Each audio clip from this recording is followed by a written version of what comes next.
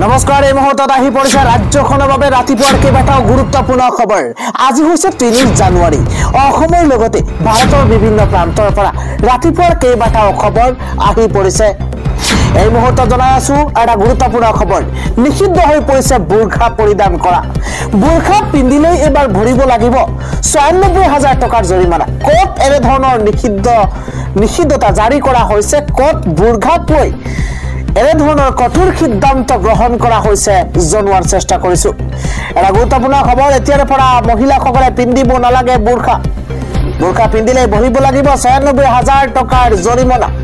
নৱবৰ্ষৰ প্ৰথম দিনটোৰ পৰাই নিষিদ্ধ হৈছে ইছলামিক পোছাক বুৰ্খা। নিষিদ্ধ কৰা হৈছে বুৰ্খা পৰিধান কৰাটো। ৰাজহুৱা স্থানত মহিলাই বুৰ্খা পৰিধান কৰিব নোৱাৰিব। দেশবাসীৰ সংগ্ৰহ কৰা জনমত সাপেক্ষে গ্ৰহণ কৰা হৈছে এই কঠোৰ সিদ্ধান্ত। অৱশ্য পবিত্ৰ স্থানসমূহত মুখ ঢাকিব লাগিব মহিলাসকলে। ইউৰোপৰ ঘাটখন নিষিদ্ধ হ'ল বুৰ্খা আৰু এইদৰে দেখিবলৈ পোৱা গৈছে। বুৰ্খাক লৈ কঠোৰ সিদ্ধান্ত গ্ৰহণ কৰা হৈছে। বুৰ্খা পিন্ধিলেই এবাৰ ৯৬,০০০ টকাৰ জৰিমনা বিহিব লাগিব মহিলাসকলে। নৱবৰ্ষৰ প্ৰথম দিনটোৰ পৰাই এনে ধৰণৰ সিদ্ধান্ত।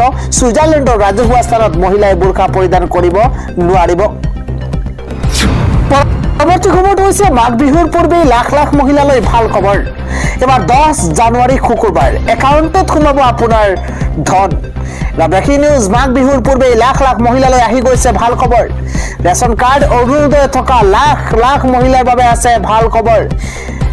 এবাৰ এই দিনটোতেই প্ৰতিগৰাকী মহিলাৰ একাউণ্টত সোমাব ধন। প্ৰতিগৰাকী হিতাধিকাৰীয়ে মনত ৰাখিব লাগিব ১০ জানুৱাৰী অৰ্থাৎ শুকুৰবাৰৰ দিনটোতেই হিতাধিকাৰীৰ একাউণ্টত সোমাব ধন।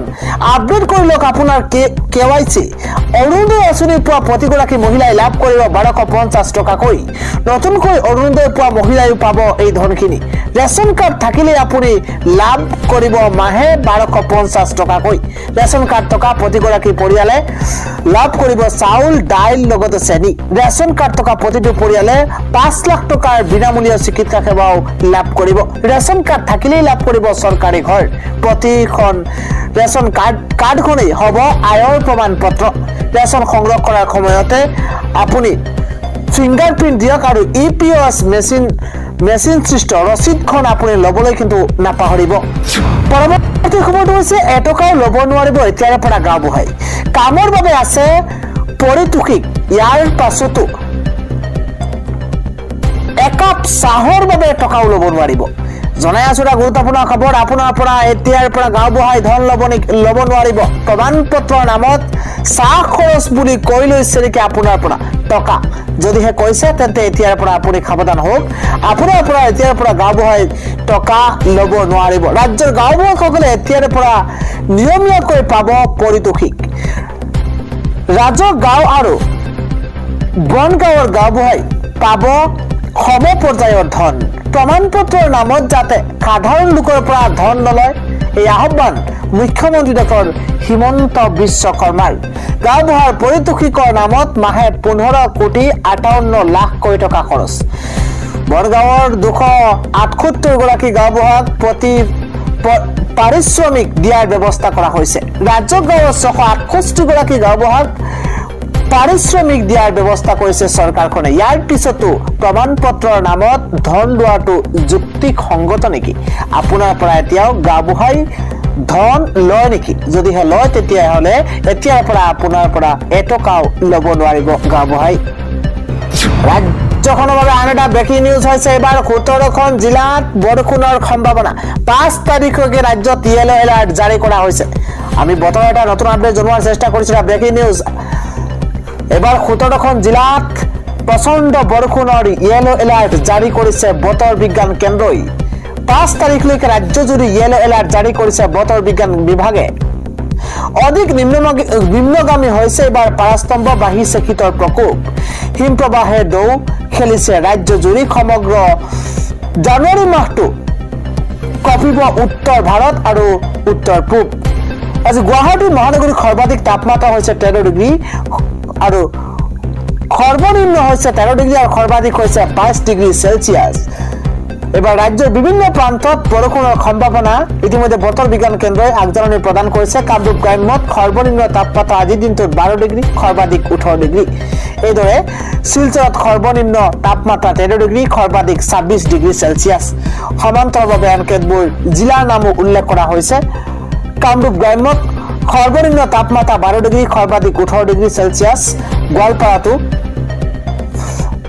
শিলচৰত সৰ্বনিম্ন তাপমাত্ৰা 13 ডিগ্ৰী আৰু সৰ্বাধিক 26 ডিগ্ৰী সেলসিয়াছ।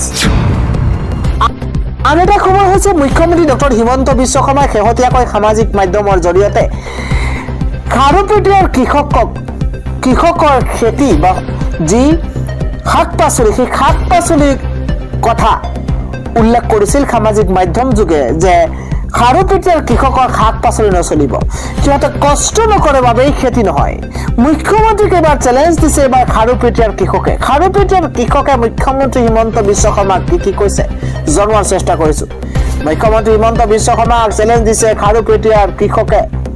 কি কৈছে মুখ্যমন্ত্ৰীগৰাকী, খাৰুপেটীয়াৰ শাক পাচলিত বিষাক্ত দ্ৰব্য মিহলোৱা বুলি প্ৰমাণ দিয়ক মুখ্যমন্ত্ৰীগৰাকী। এয়া খাৰুপেটীয়াৰ কৃষকৰ মন্তব্য। খাৰুপেটীয়াৰ শাক পাচলিক লৈ সম্পূৰ্ণ মিছা কথা কৈছে মুখ্যমন্ত্ৰী হিমন্ত বিশ্ব শৰ্মাই।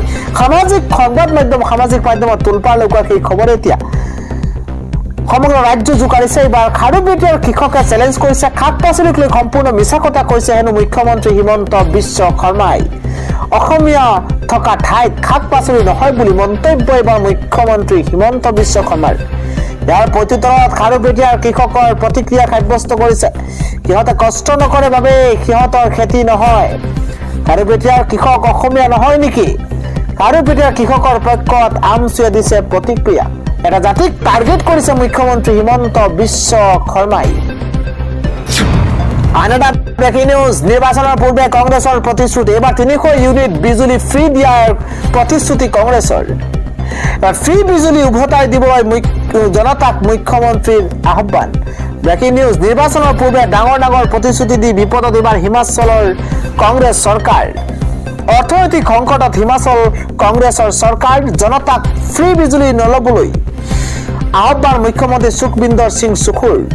নিৰ্বাচনৰ পূৰ্বে জনতাক 300 ইউনিট ফ্ৰী বিজুলী দিম বুলি প্ৰতিশ্ৰুতি দিছিল কংগ্ৰেছে।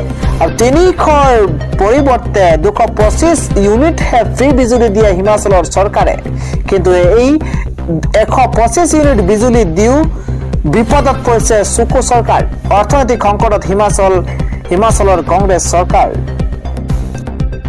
আন এক গুৰুত্বপূৰ্ণ খবৰ হৈছে চাইবাৰ অপৰাধীৰ বিৰুদ্ধে বিভিন্ন সময়ত আৰক্ষীয়ে চলাই গৈছে অভিযান। সমান্তৰালভাৱে গোপন খবৰৰ ভিত্তিত নগাঁও আৰক্ষীয়ে বৃহস্পতিবাৰে অভিযান চলাইছে। 5জনীয়া এটা চাইবাৰ অপৰাধী চক্ৰৰ গ্ৰেপ্তাৰ কৰিবলৈ সক্ষম হৈছে।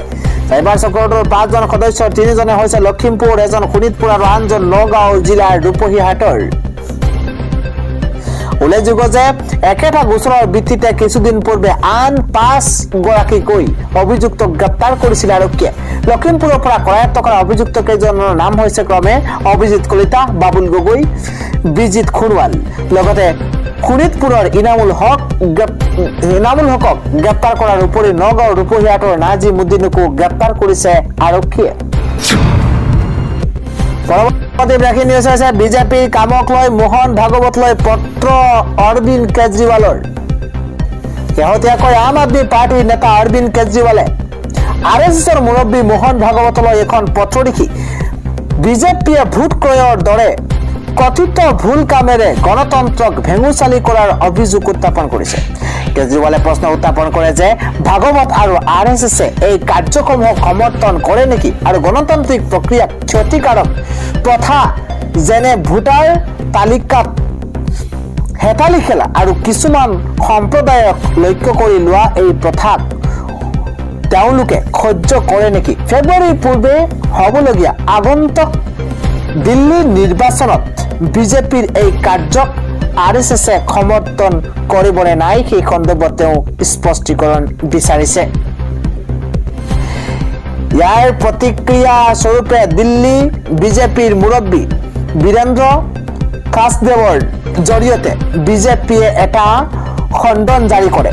কেজৰিৱালৰ সততাক লৈ বিজেপিয়ে প্ৰশ্ন উত্থাপন কৰি মিছা কথা কোৱা আৰু মিছা প্ৰতিশ্ৰুতি দিয়া বন্ধ কৰিবলৈ পৰামৰ্শ দিয়ে লগতে কাছদেৱে কেজৰিৱালক ভিত্তিহীন অভিযোগ উত্থাপন নকৰিবলৈ আৰু ৰাষ্ট্ৰ বিৰোধী শক্তিৰ পৰা অনুদান গ্ৰহণ নকৰাৰ প্ৰতিশ্ৰুতি দিবলৈও আহ্বান জনাইছে